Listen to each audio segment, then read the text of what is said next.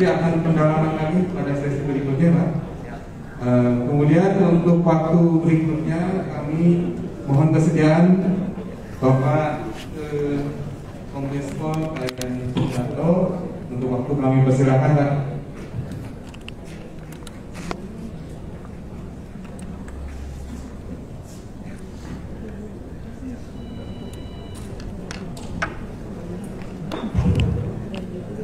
Bismillahirrahmanirrahim. Assalamualaikum warahmatullahi wabarakatuh.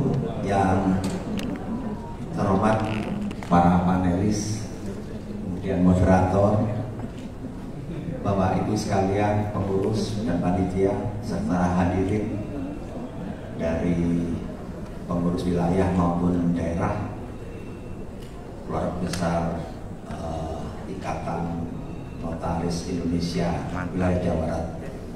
Pertama dan paling utama, marilah kita panjatkan puji syukur kepada Allah Subhanahu wa Ta'ala, Tuhan Yang Maha Esa.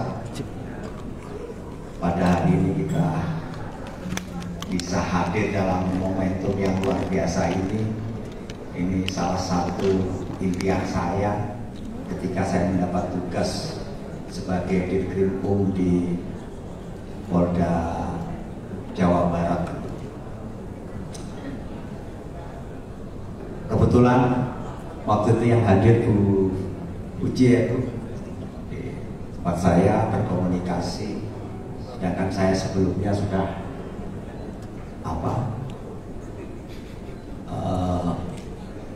saya menjadi direktur itu yang keempat di Jawa Barat ini. Sebelumnya saya direktur narkoba di Batam, kemudian direktur narkoba di Jawa Tengah, direktur narkoba di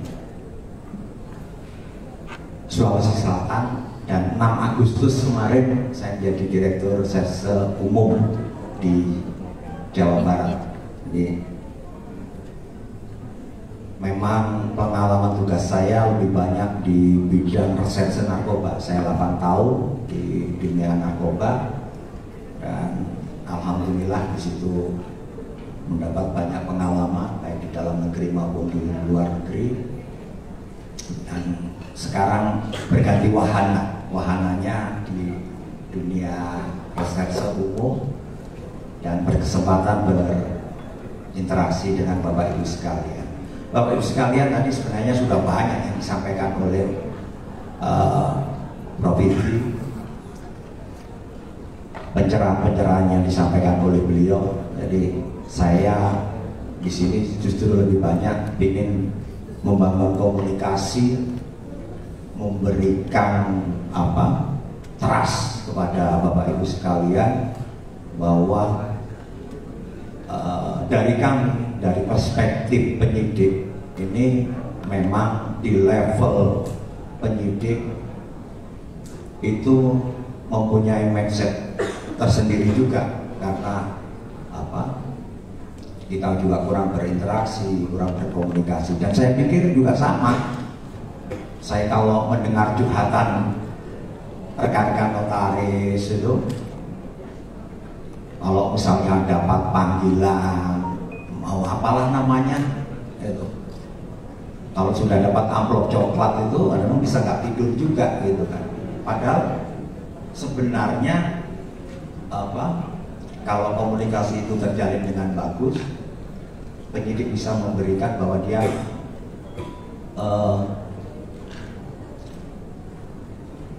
sekedar membutuhkan keterangan, misalnya dari proses terbitnya akte yang dibuat oleh rekan-rekan notaris. Jadi intinya teman-teman nggak usah ada keraguan atau kecemasan dan sebagainya. Jadi ruang komunikasi itu selalu saya buka dimanapun saya bertugas. Bahkan di sini saya sebenarnya agak heran juga, karena di Jawa Tengah sudah ada MOU, di Jawa Barat kok belum, kayak gitu. Dan saya pikir momentum ini nantinya akan kita tindak lanjuti ke arah sana. Dilanjutkan.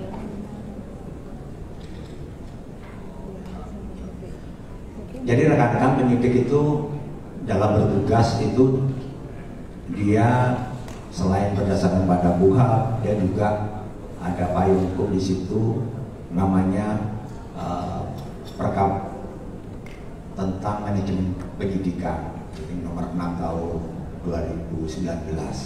Di situ mulai dari awal dari proses penyelidikan sudah diatur apa tugasnya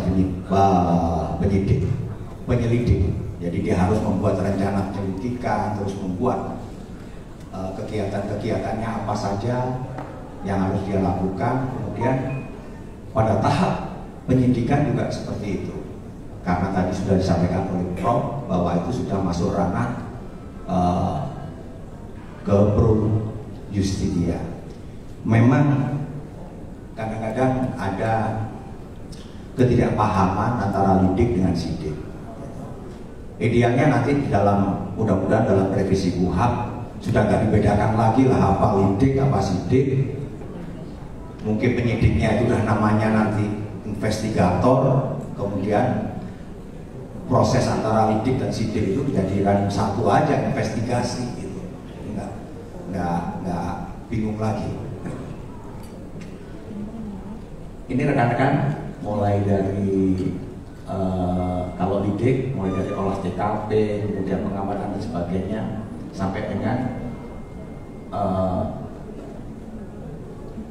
penyusunan dari berita acara yang nantinya akan menjadi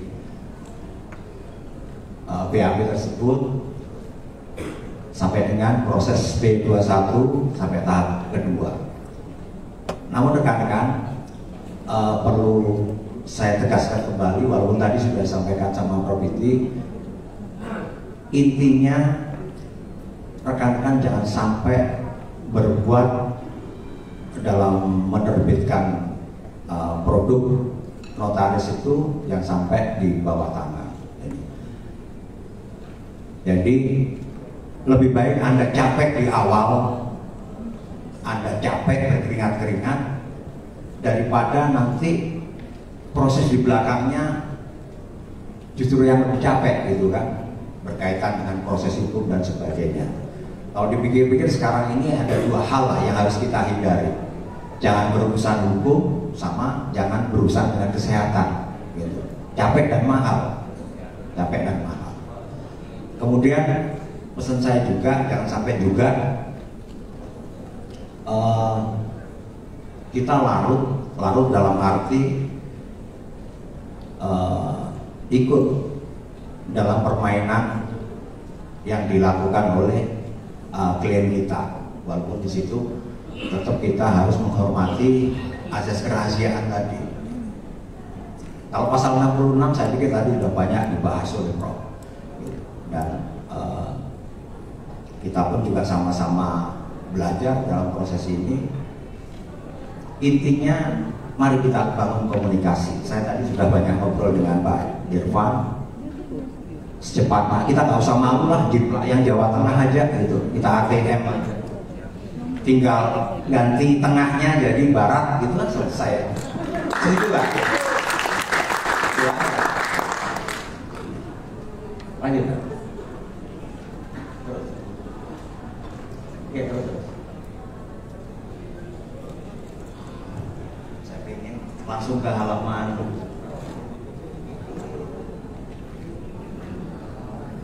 yang hambatan penyidik tadi.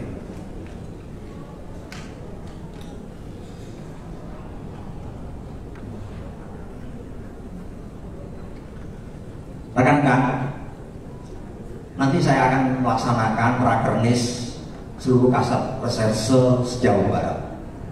Jadi salah satu materinya adalah akan saya sosialisasikan ini kepada mereka. Saya yakinkan bahwa kita sudah ibaratnya melakukan pra-MOU lah, Evan, kayak gitu, pra-MOU. Dan ada yang ada di wilayah, nggak usah sungkan nanti apabila ada hambatan menyampaikan kepada saya yang ada di daerah, ya, misalnya Kasat Serse Indramayu itu ada apa, itu bisa teman-teman yang ada di Indramayu atau Sukabumi nanti kontak kepada saya. Nomor HP saya nanti dicatat aja oleh Bapak Ibu sekalian, apabila ada permasalahan-permasalahan di situ, Anda bisa langsung nggak usah ragu, Pak, saya pengurus isi di mana, di Cirebon itu, nama gini-gini. Nomornya mau 0821 780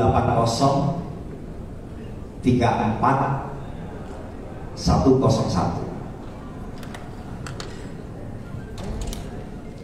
Bagi saya, rekan-rekan notaris adalah mitra bagi kami, karena tetap para penyidik itu terkendala seperti ini, rekan.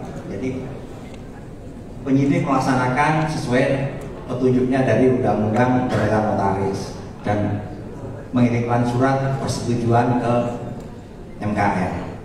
Kemudian yang kedua, penyidik tidak mendapatkan surat balasan persetujuan dari MKN setelah 30 hari dari pengiriman, maka dianggap MKN telah mengizinkan atau menyetujui. Ketika meminta akta apabila sudah ditetapkan tersangka, sedangkan dalam akta tidak diakui, akhirnya diuji langsung ke platform. Rekan penyidik itu, para penyidik ini sebenarnya adalah menjalankan petunjuk-petunjuknya dari jaksa penuntut umum. Jadi ketika itu tidak dilengkapi oleh penyidik, maka proses pemberkasan, proses penyidikan ini akan terhambat. Susahnya lagi kalau penyidik sudah menahan tersangka, kan? Menahan tersangka itu kan ada keterbatasan waktu, jadi harus dipercepat. Jadi kalau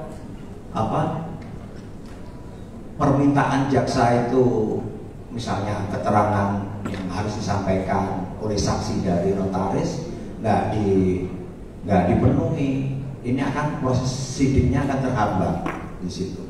Itu kendala yang dialami oleh para penyidik. Jadi nanti saya pinginnya para penyidik saya itu misalnya ketika memanggil rekan-rekan notaris itu sudah disampaikan di surat tersebut bahwa keterangannya dibutuhkan adalah ini. Dan itu minimal tidak membuat cemas rekan-rekan yang diminta datang ke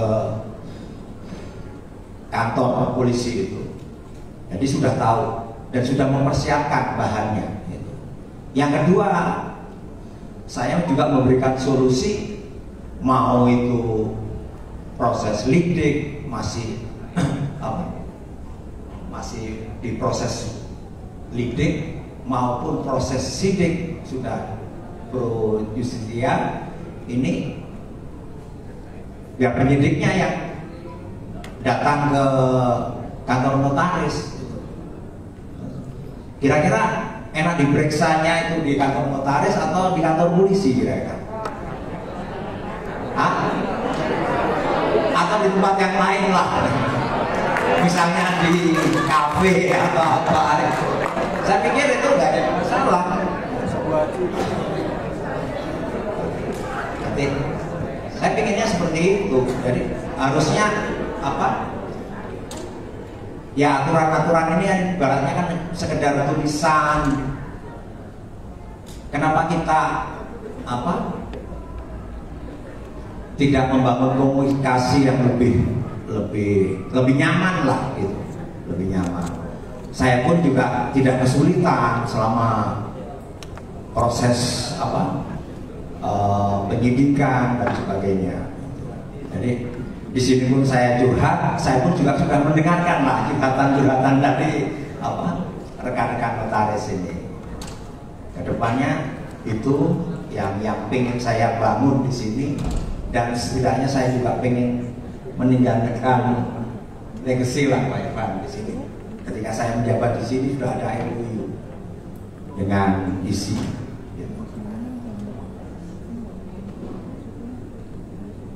Oke, pasal 66 sudah banyak dibahas. Yang terakhir aja.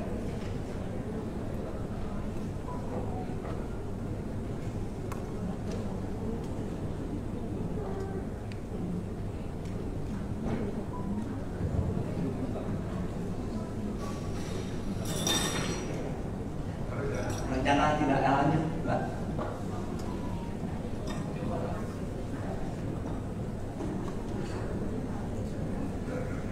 Ini harapan saya, Bapak Ibu sekalian, terciptanya MOU antara Polda dengan MKM, kemudian pelaksanaan pemeriksaan ini, mengambil keterangan dari Bapak Ibu sekalian bisa dilaksanakan di kantor notaris. Kemudian penyidik sudah memberi informasi terlebih dahulu mengenai keterangan dalam kaitan proses penyidikan. Bapak Ibu sekalian, bahwa yang berkaitan dengan tindak pidana atau hal-hal yang lain yang berkaitan dengan kadang-kadang menghadirkan saksi dari notaris itu kan urusannya juga tidak sederhana atau semudah yang selama ini yang dibayangkan masing-masing orang, karena ini adalah kegiatan ini berkaitan dengan kejahatan, bukan kejahatan konvensional tapi kejahatan kerah putih, white collar crime. Jadi kejahatan kerah putih itu, white collar crime itu satu orangnya pasti pinter gitu. Satu orangnya pasti pinter, smart. Kemudian yang kedua, ciri-cirinya mereka adalah charming, dia selalu menarik, menawar. Jadi kalau Bapak Ibu sekalian terbuai dengan itu ya bisa larut. Dan yang ketiga, manipulatif. Makanya tadi betul yang disampaikan oleh Prof. Iti bahwa jangan sampai sekali-kali membuat produk di bawah tanah. Anda nanti akan lebih capek di belakangnya gitu. Saya pikir itu Bapak Ibu sekalian yang bisa saya sampaikan. Nanti ada ruang diskusi seperti apa, atau mungkin ada keluhan-keluhan di daerah, ada problem apa, sekarang bisa curhat sama saya. Nanti saya tidak lanjuti, saya cek ke para kasat di jajaran, kasat sersen di jajaran. Harapan saya selanjutnya yaitu tadi segera Pak Irfan kita sama-sama membuat MOU, bukan hanya untuk Jawa Tengah aja, daripada pusing, itu aja. Terima kasih. Saya Assalamualaikum warahmatullahi wabarakatuh. Baik, terima kasih Pak Direktur. Nanti akan pendalaman